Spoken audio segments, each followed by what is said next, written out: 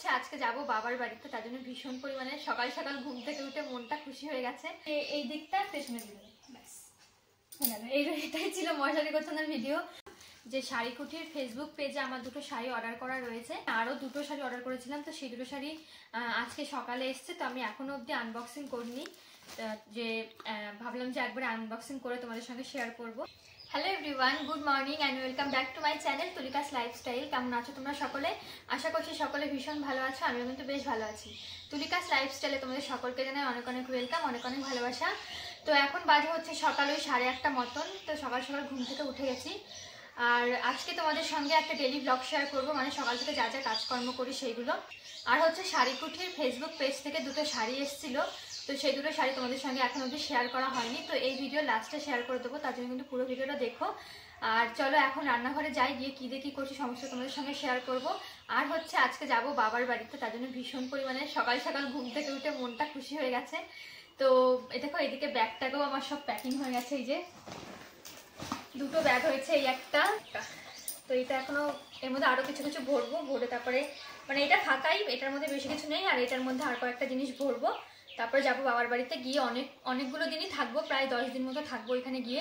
তো জানি না ব্লগ আর শেয়ার করতে পারবো কিনা, তো একটু লেট হয়ে যায় ব্লগগুলো শেয়ার করতে, তোমরা প্লিজ আমার সঙ্গে থেকো। বাবার বাড়িতে গিয়ে কি বলতো, কোনো কাজকর্ম করি না, না কোথাও যাই, না কিছু করি যে সেগুলো তোমাদের সঙ্গে শেয়ার করবো। তবুও যদি কোথাও যাই তাহলে অবশ্যই তোমাদের সঙ্গে ব্লগ শেয়ার করার চেষ্টা করব, ভীষণ পরিমাণে চেষ্টা করব। তো তোমরা কিন্তু আমার সঙ্গে থেকো।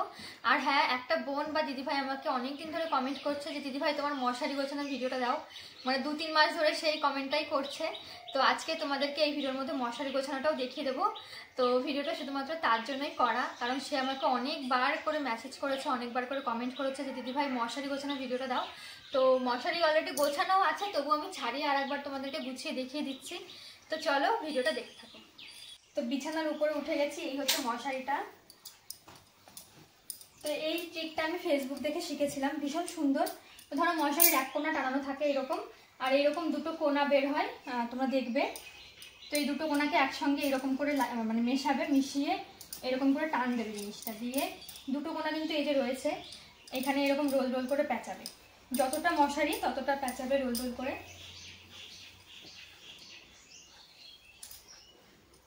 তারপরে যে দুটো কোণা রয়েছে দেখালাম তোমাদেরকে, কোথায় গেল, এই যে দুটো কোণা রয়েছে দেখিয়েছিলাম, সেই দুটো কোণার মাঝখানে জাস্ট এরকম ভরে দিলেই হয়ে যাবে। তারপরে এই যে এই দিকটা পেছনে দিলে, ব্যাস হয়ে যাবে। এটাই ছিল মশারি গোছানোর ভিডিও। মানে একজন আমাকে কমেন্ট করে করে পাগল করে দিচ্ছে, তো তার জন্য ভিডিওটা করলাম। তুমি যদি ভিডিওটা দেখে থাকো অবশ্যই কিন্তু একটা কমেন্ট করতে। চলো এখন রান্নাঘরে যাই। তো এখানে দেখো সকাল সকাল আমার হাজব্যান্ড চা বানিয়ে দিয়েছিল। তো সেদিন না বিস্কুটটা ছিল না, তো এক বাটি মুড়ি দিয়ে চাটা খেয়ে চলে গেছিলাম সোজা রান্নাঘরে। আর আমার বর সকাল সকাল গিয়েই বাজার করে নিয়ে এসেছিল, এনেছিল হচ্ছে মাছ আর সবজি। মাছের মধ্যে এনেছিল হচ্ছে ইলিশ মাছ, চিংড়ি মাছ, আর হচ্ছে ছোটো ছোটো মৌরলা মাছ থাকে না সেইগুলো। তো সব কটা মাছই আমি ভেজে নিয়েছি। ইলিশ মাছটা একদমই হালকা করে ভেজেছিলাম, কারণ ওটা দিয়ে করব হচ্ছে সর্ষে বাটা।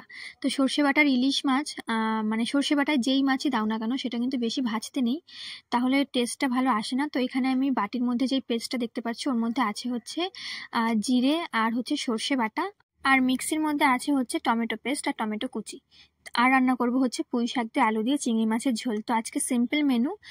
আমি কিভাবে ইলিশ মাছ দিয়ে সর্ষে বাটা করি সেই রেসিপিটা তোমাদের সঙ্গে আমি বহুবার শেয়ার করেছি, ওই জন্য আলাদা করে শেয়ার করলাম না। তো দেখো এখানে ঝোলটা ফুটে গেলে আমি মাছগুলো দিয়ে দিয়েছিলাম সব, আর মাছগুলো কিন্তু অনেকক্ষণ ধরে সিদ্ধ হবে, মানে ঝোলটা যখনই শুকিয়ে যাবে তখনই নামাবো।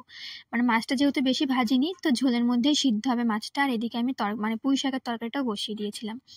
তো দেখতে দেখতে দেখো আমার ইলিশ মাছের সর্ষে বাটা একদম রেডি। আর এই রেসিপিটা যে আমার এত পছন্দ তোমাদেরকে কি বলবো।